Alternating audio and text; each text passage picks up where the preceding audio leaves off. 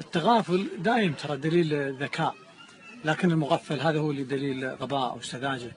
التغافل هو أنك تعديها وأنت فاهمها. يقال أن معاوية رضي الله عنه قال لابنه يزيد وهو يدرب على الحكم، قال يا بني إنما يسود الناس الذكي المتغابي. التغابي دليل ذكاء. لا بد أنك في مجلس من المجالس جتك كلمة زلة لسان من قريب، آلمتك شوي وعورتك، موقف ما عرفت تفسره. أحيانا التغابي زين تعديها. ترى مو ذكاء انك دايم صايد الحركه وفاهم كل موقف وملتزم برد فعل تجاهه. احيانا لما تعديها انت ترتاح واللي قدامك يلقى خط رجعك.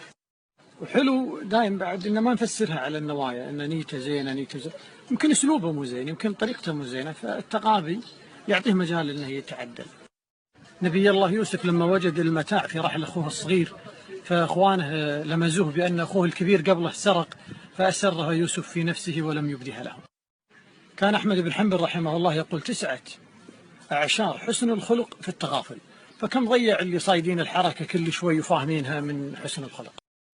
وأعظم ما يكون التغافل جميل هو بين الزوجين، لأنهم عايشين مع بعض وحياة مستمرة بينهم، فدائم يعذر أحدهم الآخر.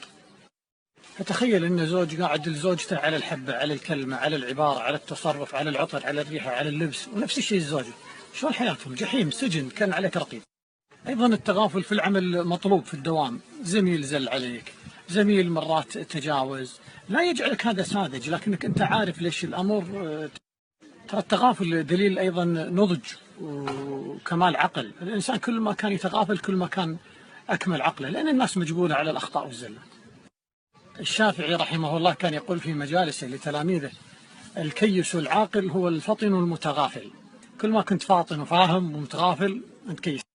وأكبر غنيمة في التغافل والتغابي هذا إنك ترتاح من معارك كثيرة تافهة ما لها لزوم إنك تخوضها أصلا من البداية.